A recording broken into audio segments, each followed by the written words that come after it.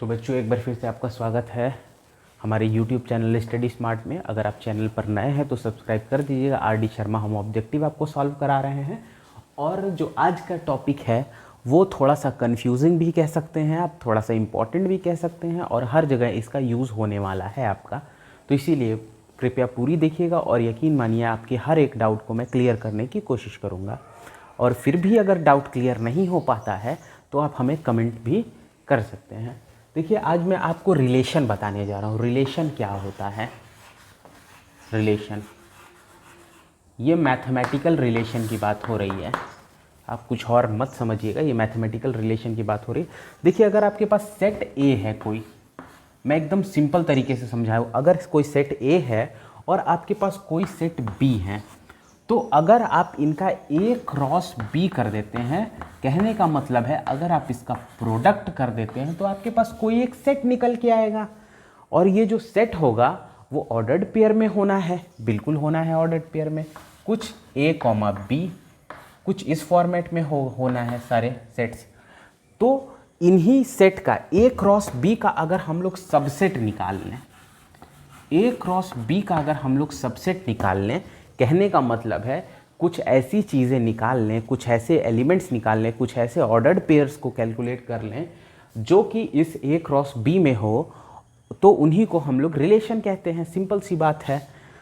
तो मैंने क्या बोला, एक बार मैं फिर से रिपीट करता हूँ। अगर आपके पास कोई सेट एक ए है और एक सेट आपके पास बी है, उन दोनों का आपने प्रोडक्ट कराया, प्रोडक्ट कराने के बाद उनमें से कुछ एलिमेंट्स को आपने निकाल लिया, कुछ एलिमेंट्स को या फिर पूरे एलिमेंट्स को निकाल लिया, तो कहने का मतलब है जो भी आपका रिलेशन आएगा, रिलेशन जो भी आपका रहेगा वो ये बात ज़रूरी है कि ए क्रॉस बी का ही सबसेट होना चाहिए और कोई भी काम की ज़रूरत नहीं है, बस ये रहना चाहिए। और इसको लिखते कैसे हैं? Suppose that A cross B में से हमने एक रिलेशन ए कॉमा बी निकाल लिया है, तो अगर आपको लिखना है, अगर ये रिलेशन बना रहा है तो आप लिख सकते हैं ए आर बी। आर यहाँ पे रिलेशन है और इसको आप पढ़ सकते हैं A is related to B, A is related to B, आप इसको ऐसा लिख सकते हैं। और अगर ए और आर लिख के अगर कोई ऐसे काट दे बी, तो आप इसको लिख सकते हैं A is not related to B. Simple सा कॉन्सेप्ट है, टू बी, यही एक सिंपल सा कॉन्सेप्ट है। अब आप यहाँ पे सोच रहे होंगे कि ए यहाँ पे क्या है, बी यहाँ पे क्या है। तो ए वो हर एक्स कोऑर्डिनेट है, जैसे ऑर्डर्ड पेयर में एक्स एक्सिस वाई एक्सिस होता है, उसी तरह से ए हर वो एक्स एक्सिस है, एक्स कोऑर्डिनेट है जिसको हमने यहाँ से निकाला है रिलेशन के लिए, और बी वाई एक्सिस है जिसको मैंने इसमें से निकाला है यहाँ के लिए। तो आइए एक जब क्वेश्चन हम लोग लेके समझेंगे तो बहुत ही अच्छे से क्लियर ये टॉपिक हो जाएगा। वैसे ये एक बेसिक आइडिया आप याद रखिएगा कि कैसे हम लोग रिलेशन किसको कहते हैं, और अभी मैं इसका डायग्राम बना के बताता हूँ कि मैपिंग इसकी कैसे करते हैं और डोमेन एंड रेंज क्या होता है रिलेशन के। तो बने रहिएगा हमारे साथ। आइए देखते हैं क्वेश्चन। तो यहाँ पे मैंने एक क्वेश्चन RD शर्मा ऑब्जेक्टिव का ले लिया है। इसमें आपको बताना है कि रिलेशन कौन सा है कौन सा नहीं है। एक और चीज़ मैं आपको बता देना चाहता हूँ, पिछली बार एक चीज़ स्किप हो गया था कि आप ए आर बी रिलेशन के लिए लिख सकते हैं अगर ए और बी ऑर्डर्ड पेयर है, या फिर आप ऐसे भी लिख सकते हैं A comma B belongs to R. इस तरीके से लिखिए या इस तरीके से लिखिए, दोनों का मतलब सेम ही होता है। तो ये भी चीज़ आप ध्यान रखिएगा थोड़ा सा। अब इसको ध्यान से समझिए क्या लिखा हुआ। If A comma B comma C comma D and B is equal to 1 2 3, then which of the following is a relation from A to B. तो कौन सा रिलेशन होगा ए से बी में? ए से बी में आपको बताना है कौन सा इनमें से रिलेशंस होगा। तो मैंने आपको बताया था कि आप सबसे पहले ए क्रॉस बी कर लीजिए और ए क्रॉस बी करने के बाद मिला लीजिए कि ये इसमें से कौन कौन से ऐसे एलिमेंट हैं, ऐसे सेट हैं, ऐसे रिलेशन हैं जो उसके सबसेट बन रहे हों, सबसेट से ही ये बने हों, ऐसे कौन से रिलेशंस हैं। तो सबसे पहले देखिए ए क्रॉस बी हम कर लेते हैं, सिंपल हो जाएगा। तो सबसे पहले हम यहाँ से करेंगे, तो ए क्रॉस 1 A1 और फिर A2 फिर A3, ये हमारे पास आ गया। उसके बाद फिर B1, उसके बाद B2, उसके बाद B3, उसके बाद C1, C,1, फिर C,2, फिर C,3, उसके बाद फिर D से तो D,1, फिर D,2, फिर D,3। ये हमारे पास पूरा प्रोडक्ट A क्रॉस B हमने वो लिख लिया। अब चेक करते हैं। पहला A,1 है इसमें, B,2 है इसमें, C,3 है इसमें। इसका मतलब ये वाला हमारा रिलेशन होगा। नेक्स्ट चेक करते हैं।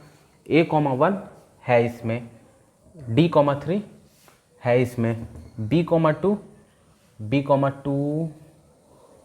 भी है इसमें, B,3 भी है इसमें। मतलब ये भी रिलेशन है आपका।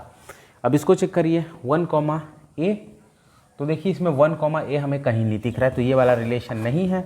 इसको चेक करिए A,1, B,2, देखिए A,1 भी है, B,2 भी है, C,3 भी है, 3,D नहीं होगा, इसका मतलब ये भी रिलेशन नहीं है। तो आपके पास दो ऐसे निकल के आ गए जो रिलेशन हैं, तो यही दोनों आपके आंसर होंगे। ये और ये रिलेशन है। क्यों रिलेशन है? क्योंकि यही दोनों ऐसे हैं जिनके एलिमेंट A क्रॉस B में कंटेन कर रहे हैं। ऐसे एलिमेंट्स जो ऐसे ऑर्डर्ड पेयर, सॉरी एलिमेंट्स में बोल रहा हूँ, ऑर्डर्ड पेयर ये यहाँ हो गए हैं। ऐसे ऑर्डर्ड पेयर जो A क्रॉस B में एग्जिस्ट करें रिलेशन के, उन्हीं को हम लोग रिलेशन कह सकते हैं। तो आइए अब देखते हैं क्या। अब बच्चों देखिए यहाँ पे यही क्वेश्चन है और इसी में मैं कुछ चीज़ें आपको समझाना चाहता हूँ। देखिए मैंने जानबूझ के यहाँ पे एक चीज़ गड़बड़ 2,B नहीं लिखा, B,2 लिखा, क्योंकि आपकी बुक में यहाँ पे 2,B है और इसका आंसर खाली ये वाला सही दिया हुआ है। लेकिन मैं इसलिए ऐसा लिखा हूँ ताकि आपको दो बार मैं मैपिंग करके बताने की कोशिश करूँ। तो देखिए मैंने आपको बताया है कि इधर वाला x होता है, इधर वाला y होता है। तो जो x वाला होता है,